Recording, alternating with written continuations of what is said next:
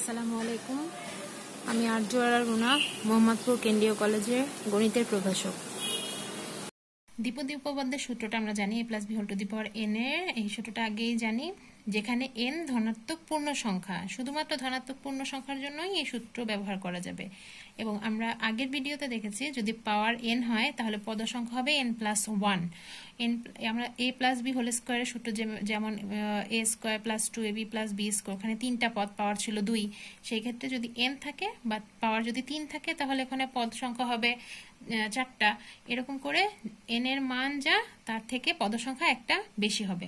এখানে nc1 এই মানটা আমরা এই যে nc1 এর মান হলো আমরা n জানি, এখানে কোন সূত্র থেকে জানি? ncr = n factorial divided by r factorial n minus r factorial। এই সূত্র থেকে আমরা nc1 এর মান জানি n, nc2 এর মান n n-1 divided by 2 factorial এবং nc3 n n-1 n-2 এর গুণফল divided by 3 factorial। এটুকু আমরা জানি। এখন যদি আমরা এখানে nc1 nc2 এর পরের পার্টে থাকবে nc3 এই মানগুলো এখান থেকে মান বসিয়ে দেওয়া যায়। যেমন এখানে nc1 এর জায়গায় চেঞ্জ করে আমি n বসিয়েছি, nc2 এর জায়গায় n n-1/2 factorial।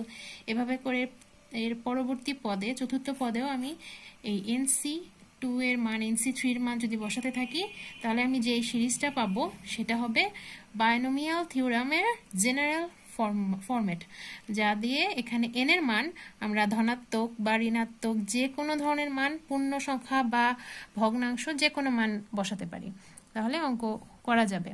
কিন্তু শুধুমাত্র এই সূত্রটা কাজে লাগবে nc1 nc2 যখন থাকবে তখন অবশ্যই তাকে ধনাত্মক পূর্ণ সংখ্যা হতে হবে। আর এছাড়া ভগ্নাংশ বা ঋণাত্মক যে কোনো মান থাকুক সেই ক্ষেত্রে আমরা এই সূত্র এই মানগুলো nc1 nc2 এর মানগুলো এখানে বসিয়ে দিয়ে এটা সাধারণ সমাধান, সাধারণ ফরম্যাটে আমরা বাইনোমিয়াল থিওরি বা দ্বিপদী উপপাদ্যের কাজ করতে পারবো। এখন আসা যাক কিছু নতুন সূত্র যদি আমরা তৈরি করতে যাই, তার আগে এখানে আমি যদি a এর জায়গায় মানটা 1 বসাই এবং b এর মান যদি x বসাই, সেক্ষেত্রে সূত্রটা এরকম চলে আসবে যে a এর জায়গায় 1 b এর জায়গায় x, তাহলে 1 + x^n। আমি সম্পূর্ণ জায়গায় মান চেঞ্জ করে দিয়েছি, যত জায়গায় a আছে সব জায়গায় 1 বসিয়েছি। সো 1 এর পাওয়ার যাই থাকুক না কেন সেটা 1 হয়ে গেছে, আর b এর পাওয়ারগুলো যা দেওয়া আছে b এর জায়গাগুলো x লিখেছি। তাহলে এটা একটা সূত্র হিসেবে আমাদের পরবর্তীতে কাজে লাগবে এই লাইনটা। এখানে প্রথম পদের মান হচ্ছে 1, দ্বিতীয় পদ nx, এরকম করে তৃতীয় পদ চতুর্থ পদ আগাতে থাকবে। এই পদে এখানে একটা বিষয় সবচেয়ে ইম্পর্টেন্ট, সেটা হচ্ছে n যদি ধনাত্মক পূর্ণ সংখ্যা না হয়, আগেরটাই ছিল আমি বলে দিয়েছি যে যদি ধনাত্মক পূর্ণ সংখ্যা হয় সেক্ষেত্রে মানটা হবে সসীম। কেন? n এর মান যত থাকবে তার পদের সংখ্যা n এর থেকে একটা বেশি হবে। কিন্তু এখানে যদি ধনাত্মক পূর্ণ সংখ্যা না হয় n এর মানটা, সেই ক্ষেত্রে আমাদের এই পদটা আর চলতেই থাকবে, মানে অসীম পর্যন্ত পদ থাকবে। এখন এখানে ওই n এর জায়গায় আমি যদি কিছু পরিবর্তন করে দেই, n এর জায়গায় যদি -1 বসাই অথবা -2 বসাই, আর এখানে প্লাস না হয়ে যদি মাইনাস হয়, সেই ক্ষেত্রে আমাদের এরকম এক একটা সূত্র পাওয়া যাবে। যেমন এখানে 1 কিন্তু সেম আছে, কিন্তু এখানে x এর বদলে আছে -x। সো আমার এখানে যত জায়গায় x ছিল সব জায়গায় আমার -x বসিয়ে দিতে হবে। আর পাওয়ার আছে -1, তার মানে n যেখানে আছে যে জায়গায় সেখানে -1 বসালে এই সূত্রটা পাওয়া যাবে, যেখানে x মডুলাসের মানটা অবশ্যই 1 থেকে ছোট হতে হবে। একই রকম ভাবে 1 + x⁻1 এর এই সূত্রটা এরকম পাওয়া যাবে 1 - x⁻2 1 + x⁻2 এর সূত্র এভাবে পাওয়া যাবে। এর পরবর্তী কিছু সূত্র তোমরা বানায় লিখতে পারবে। যদি এখানে পাওয়ারটা 2 না থাকে, যদি 3 থাকে, তাহলে এইটা হচ্ছে মেইন সূত্র। এই সূত্র থেকে বাকিগুলো সব তৈরি করে নেওয়া যাবে। আচ্ছা, বিস্তৃতি আমরা একটা অঙ্ক করি। এই যে 1 - x/6² কে বিস্তৃত করে, এটা প্রশ্নে বলা আছে। আমাদের একটু আগে যে সূত্রটা ছিল আমি এখানে লিখে নিয়েছি বোঝার সুবিধার জন্য, এখানে একটু মিলায় দেখা যাবে। এখানে 1 সেম আছে, আর x এর জায়গায় এটা আছে -x/6, আর পাওয়ার n এর জায়গায় এখানে হবে হাফ। আমি এই সূত্র দেখে আমি এখানে বসিয়েছি। এখানে a⁴n বা a⁴n এর জায়গায় ছিল 1, এখানে a⁴n না লিখে 1 হবে। 1 এর পাওয়ার n এর মান যা ছিল এখানে পাওয়ার তাই থাকবে।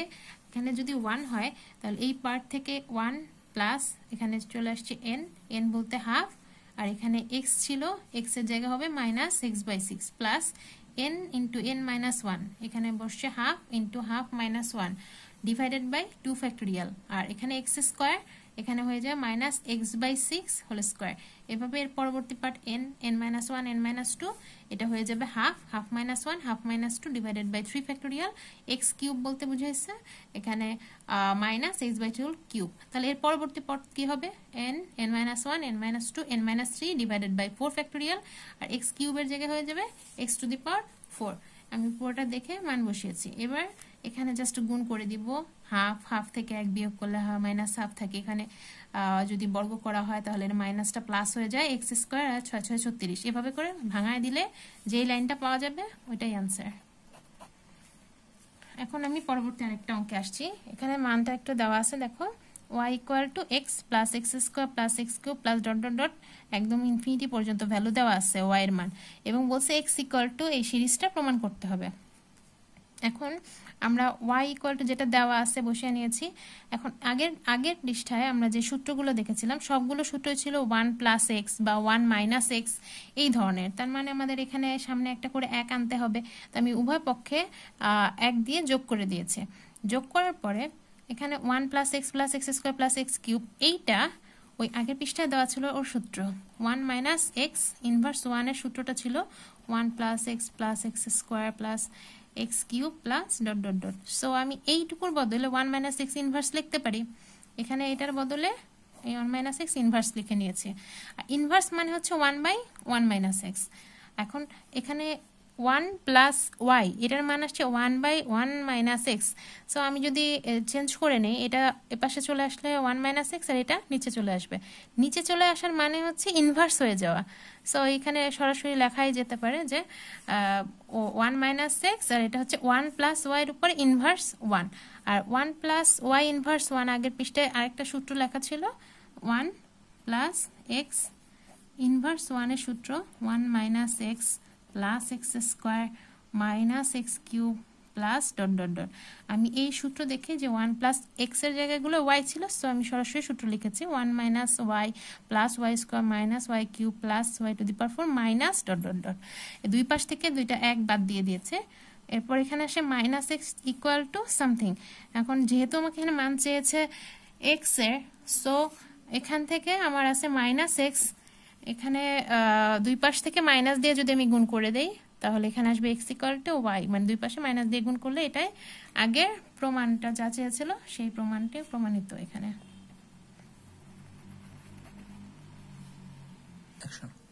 আচ্ছা, এরপরে আমরা এখানে একটু ওই একই সিরিজটা লিখে নিয়েছি এর পরবর্তী একটা ধাপের জন্য। এখানে প্রথম পদ ছিল 1, সেকেন্ড পদ nx, থার্ড পদটা একটু দেখি।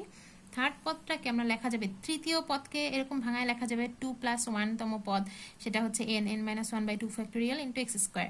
এটা হচ্ছে চতুর্থ পদ, চতুর্থকে লেখা যাবে 3 যোগ 1 বা 3 প্লাস 1 তম পদ, এটা লিখে নিয়েছি। এরপরের পদটা হচ্ছে পঞ্চম পদকে লেখা যাবে 4 যোগ 1। এইটুকুর মধ্যে একটু খেয়াল করলে দেখা যাবে এখানে যখন 2 এখানে তখন 2, আর এই উপরের অংশে দেখো এখানে যদি 3 হয় তৃতীয় পদ, এর নিচে 3 ফ্যাক্টোরিয়াল, আবার এখানে পাওয়ারটাও 3, এখানে যখন 2 এখানে 2 ফ্যাক্টোরিয়াল, এখানে পাওয়ারও 2, এখানে যখন 4 এখানে 4 ফ্যাক্টোরিয়াল, পাওয়ারটাও 4। তাহলে যখন r হবে সেক্ষেত্রে নিচে r ফ্যাক্টোরিয়াল হবে, আর এখানে x এর পাওয়ারটাও r হবে।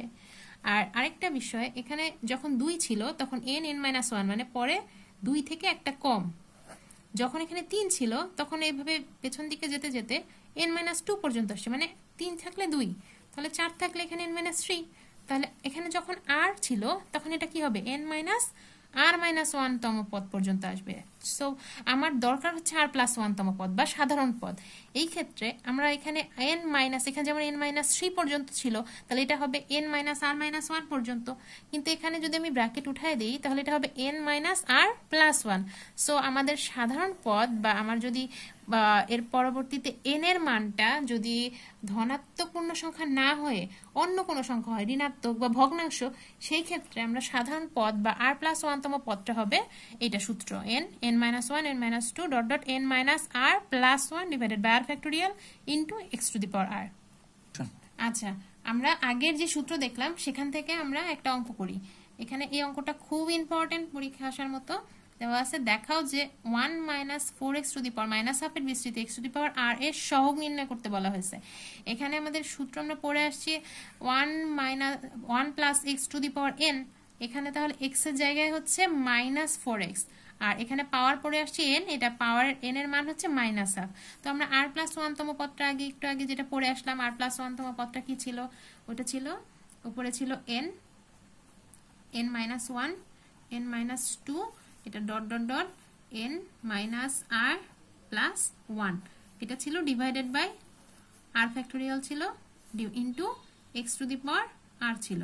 সো আমি যদি এটার সাথে মিলাই দেখি, সো n এর মান এখানে যেহেতু -1/2টা হচ্ছে n, সো n এর জায়গাগুলো বসাই দিছি -1/2 -1 -1 -2 ডট ডট -1 r+1। আর r ফ্যাক্টোরিয়াল বলতে এখানে r+1 তম পদ বলছে, সো এখানে r চেঞ্জ হয়নি, সো r ফ্যাক্টোরিয়ালের জায়গায় r ফ্যাক্টোরিয়ালে থাকবে। আর x to the power r বলতে বোঝানো হয়েছে এখানে x এর মান হচ্ছে এই -4x, so -4x two the power r। এটাকে আমি এখন একটু সিম্পলিফাই করব, এগুলো সব বিয়োগ করে লিখে নিছি, এখানে এটা লসাগু করে নিয়েছে, -4 to the power r, x to the power r আলাদা করে নিলাম। পরের লাইনে এখানে এই লসাগু করাটুকু, এই যে এখানে ছিল -2 আর এখানে ছিল +1, 2 2 থেকে 1 গেলে 1 থাকে, আমি এটা লিখে রাখছি। এখানে একটু খেয়াল করো, এখানে সবার নিচে একটা করে 2 আছে, তো মোট কয়টা 2 আছে, উপরে কিন্তু 8 সংখ্যক পদ আছে, তো একটা 2 তো 2, দুইটা 2 মানে 2 স্কয়ার, তিনটা 2 এর গুণফল মানে 2 কিউব, তাহলে 8 সংখ্যক যদি 2 গুণ থাকে তাহলে 8 সংখ্যক 2 এর গুণফল কি হবে, 2 to the power r। So আমি এই নিচের 2 গুলোকে আমি এখানে এই যে লিখে নিছি 2 টু দি পাওয়ার r। তাহলে উপরে কি থাকে, উপরে দেখো সবার কাছে একটা করে মাইনাস আছে, কয়টা মাইনাস আছে, 8 সংখ্যক মাইনাস আছে। আমি এখান থেকেও কিন্তু একটা মাইনাস কমন নিব, কমন নেওয়ার মানে হচ্ছে এই জায়গাটা এরকম হয়ে যাবে, মাইনাস কমন নিলে এই যে -2r + -1, এটাকে মাইনাস কমন নিয়ে নিলে তাহলে এইখানে মাইনাস কয়টা আছে, মাইনাস আছে মোট 8 সংখ্যক। সো মাইনাস যদি 8 সংখ্যক হয় সবগুলোকে আমি সামনে নিয়ে আসলে -1 টু দি পাওয়ার r, তাহলে থেকে যাচ্ছে কি 1 3 5 ডট ডট ডট, আর এই যে 2r - 1, এই যে এই অংশটুকু থেকে যাচ্ছে, এটা লিখে নিয়েছি। নিচে r ফ্যাক্টোরিয়াল থেকে গেছে, আর বাকি যা আছে লিখে রাখছি। আমাকে প্রশ্নে বলেছে যে x to the power r এর সহগ নির্ণয় করো, মানে x to the power r এর সাথে যা যেটুকু আছে সেটুকু। এখন দেখা যাচ্ছে এখানে x to the power r টুকু বাদ দিয়ে বাকি অংশটুকু হচ্ছে আমার তার সহগ, আমি এই যে লিখে নিছি x to the power r এর সহগ, এই বাকিটুকু লিখলাম। কিভাবে লেখা হলো, এই জাস্ট আমি লিখে রাখছি, এর পরবর্তীতে চেঞ্জ করব। এখানে দেখি এখানে 1 3 5 এরকম আছে, মাঝখানে কে কে নাই, 2 নাই, 4 নাই, 6 নাই। আমি এদেরকে যদি গুণ করে দিই 2 4 6, আর এটার পরের পদ কত, 2r - 1 এর পরের পদ 2r হবে। আর আমি এখানে গুণ করলাম কাকে কাকে, 2 4 6 2r পর্যন্ত, তাহলে আমি যাদেরকে গুণ করছি তাদেরকে ভাগ করে দিতে হবে, 2 4 6 2r পর্যন্ত ভাগ করে দিয়েছে, আর বাকি যা আছে এখানে লিখে রাখলাম। এখন এইটা আমরা জানি 5 ফ্যাক্টোরিয়াল মানে 1 2 3 4 5, এখানে দেখো তো 1 থেকে একদম এই পর্যন্ত গুণ আছে, তাহলে আমি কি ফ্যাক্টোরিয়াল লিখতে পারি, 2r ফ্যাক্টোরিয়াল লেখা যায়, আমি এইটুকুকে লিখে নিলাম 2r ফ্যাক্টোরিয়াল। এখানে আছে -1 টু দি পাওয়ার r, এখানে আছে -4 টু দি পাওয়ার r, এই দুইটা যদি যেহেতু পাওয়ার সেম, সো ভিত্তি এই মানগুলো গুণ হয়ে যায়, এই দুইটা মিলে +4 হয়ে গেছে তার পাওয়ার r। আর নিচের অংশগুলোতে 2 টু দি পাওয়ার r আর r ফ্যাক্টোরিয়াল লিখে রাখছি। এখন আসি এই অংশটুকু কি করা যায়, তোমরা একটু খেয়াল করে দেখবে, এই 2 4 6 এটাকে এরকম লেখা যায় 2 × 1 2 × 2 2 × 3, এখানে 2 আছে কয়টা, 3টা, সো এখানে লেখা যাবে 2 কিউব, আর বাকিগুলোকে 1 2 3, এটাকে লেখা যাবে। যদি এখানে আরেকটা মান বেশি থাকতো 8, তাহলে আমি কি লিখতাম 2 × 4, তাহলে একটা বেড়ে গেল, তাহলে কয়টা 2 হলো, 4টা, তাহলে এই মানটা এখানে চেঞ্জ হয়ে কি হয়ে যেত, 2 টু দি পাওয়ার 4 1 2 3 4। তাহলে এটা দিয়ে কি বোঝানো যাচ্ছে, এখানে কতগুলো 2 আছে ততর পাওয়ার হবে, আর বাকি 1 2 3 4 ওই পর্যন্ত গুণ হচ্ছে। তাহলে আমি এখান থেকে 8 সংখ্যক পদ থাকে, তাহলে এরকম লেখা যায়, এখানে দেখো তো 2 4 6 কত পর্যন্ত আছে 2r, সো আমি এখানে লিখতে পারি 2 to the power r × r factorial, যেহেতু এটা সবগুলোর গুণফলকে কি লেখা যায়, এখানে লেখা যায় 2 to the power 4 × r 4 factorial. এটা যদি 4 বার গুণ করার কারণে হয়, তাহলে এখানে r বার গুণ করলে কি হয়, 2 to the power r × r factorial. আর এখানে 4 টু দি পাওয়ার r কে 4 কে 2 স্কয়ার লেখা যাচ্ছে, এখানে লিখে নিছি পরের লাইনে। আর এখানে r ফ্যাক্টোরিয়াল দুইটা আছে, সো হোল স্কয়ার। আর 2 to the power r 2 to the power দুইটা আছে, সো এখানে ভিত্তি সেম থাকলে পাওয়ার কি হয়, r প্লাস r, কয়টা r, দুইটা r। তো এই অংশ আর এই অংশ কাটা চলে যাবে, তাহলে থেকে যাচ্ছে যেটা আমাকে প্রমাণ করতে বলছে এটা। শুট আচ্ছা, এরপর আমি পরবর্তী অঙ্কে আসছি। এখানে দেওয়া আছে 1/1 - 5x + 6x স্কয়ার এর বিস্তৃত x to the power r এর সহগ নির্ণয় করো। আমার প্রথম কাজ হচ্ছে এটাকে আমি মিডল টার্ম করেছি। মিডল টার্ম তোমরা সবাই পারবা, 6 কে 5 বানাতে হবে। মিডল টার্ম করে এই অংশটুকু বের করে নিয়েছি। এখন এটাকে আংশিক ভগ্নাংশে প্রকাশ করা হয়েছে। আংশিক ভগ্নাংশের সবচেয়ে সহজ অংশ বা সবচেয়ে সহজ উপায় হচ্ছে, খেয়াল করবে দুইটা পার্ট করে এই প্রথম অংশ যদি উপরে 1 থাকে সেই ক্ষেত্রে এই প্রসেসিংটা কাজে লাগানো যাবে। 1 - 2x টা লিখে রাখছি এখান থেকে, আর 1 - 3x টা এখানে লিখে রাখলাম, বাদ রেখে দিলাম। এটা লিখে এটার পাশের অংশ বাদ দিলাম, আর এখানে এটা লিখে এই পাশের অংশটা বাদ দিলাম। এখন একটু খেয়াল করে দেখো, আমি কিন্তু এখানে এই অংশটুকুতেই লিখছি 1 - 3, কিন্তু x এর জায়গায় মানটা বসাবো। এখানে x এর মান কত বসালে 0 হয়? এখানে x এর মান যদি হাফ বসাও তাহলে কিন্তু এই পুরোটুকুর মান 0 হয়ে যায়। আমি এই ক্ষেত্রে x এর মান এখানে হাফ বসিয়ে দিয়েছি, 1 - 3 × হাফ। সিমিলারলি এই পাশের অঙ্ক যখন করছি তখন এর এই পাশের অংশটুকু 1 - 2 লিখে রাখছি। আর এখানে খেয়াল করবে x এর মান কত বসালে এখানে 0 হবে, 1/3 বসালে 0 হবে, 1/3 বসিয়ে দিয়েছি। এটা করলে আংশিক ভগ্নাংশের কাজ হয়ে যাচ্ছে। এটাকে লসাগু করে আমি মান আগে নির্ণয় করে রাখছি, এটা হাফ আসছে, এটা 1/3। মাইনাস হাফটা উল্টায় গেলে উপরে -2 হয়, আর 3 উল্টায় গেলে উপরে 3 হয়। এটা -2টা পরে লিখছি। আর এই নিচের অংশটুকু যেহেতু নিচের অংশ, সো ইনভার্স হয়ে গেছে, আর এটা 3 নিচের পার্টটা ইনভার্স হয়ে গেছে। এখন 1 - x ইনভার্স 1 এর সূত্র আগের লাইনে পড়ে আসছি, আমরা আগের পেজে সূত্র পড়ে আসছি। এটা সূত্রটা ছিল হচ্ছে 1 + x + x² + x³ +... আমি x বলতে 3x কে বুঝাইছি, পুরোটুকু লিখে নিয়েছি। একই রকম সেম সূত্র 1 - x to the power inverse 1। এই ক্ষেত্রেও এই x বলতে 2x, সো আমি এখানে সবটুকু লিখে রাখছি। কিন্তু প্রশ্নটা দেখি আমরা। প্রশ্নে কাজ বলছে x to the power r এর সহগ কত। এখানে আমার তাহলে আটতম পদটা লাগবে। আমি পরের লাইনে একটু সুন্দর করে এইটাকে সিরিজ অনুযায়ী আগে লিখছি, এই সেম যা আছে লিখে নিছি, কিন্তু ডট ডট দিয়ে আমি আটতম পদে কি হবে দেখো, এখানে পাওয়ার 1 2 3, তাহলে আটতম পদে এখানে পাওয়ার আর হবে। এইখানে কি আছে, এখানে স্কয়ার, এটা 1 কিউব, তাহলে পরে আটতম পদে কি হবে, এই যে আমি নিচে লিখে রেখেছি -2, এই পদে যা আছে, আর আটতম পদে তাহলে পাওয়ার আর হবে। এখন ওখানে বলছে x to the power r এর সহগ কত, তাহলে x to the power r এর সহগটা কি হবে। আমার এগুলো কোনো দরকার নেই, কারণ এখানে আসতেছে x², এর পরের লাইনে আসবে x³। আমার তো এগুলো চাই নাই, আমার চাইছে x to the power r এর সহগ। তো আমার এখানে দেখো x to the power r আছে, তো এখানে কি, এটাকে ভাঙালে কি হয়, 3 two the power r x to the power r, কিন্তু তাদের সাথে একটা 3 গুণ আছে। সো আমার এখান থেকে x to the power r এর সহগ হচ্ছে এই 3, এটা এখানে এই যে লিখছি, আর এখান থেকে 3 two the power r। Similarly -2, এই যে -2, এই যে -2টা এখানে লিখে নিলাম।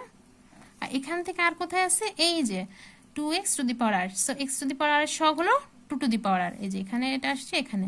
এখন দেখো তো ভিত্তি যদি সেম হয়, এই 3 এর পাওয়ার আছে 1, আর এই 3 এর পাওয়ার হলো r, তাহলে এটা হয়ে যাবে r+1, আর এখানেও একই r+1, তাহলে x to the power r এর সহগ হয়ে যে এটা 3 two the power +1 - 3 two the power r+1, এটা হবে आंसर। আল্লাহ হাফেজ।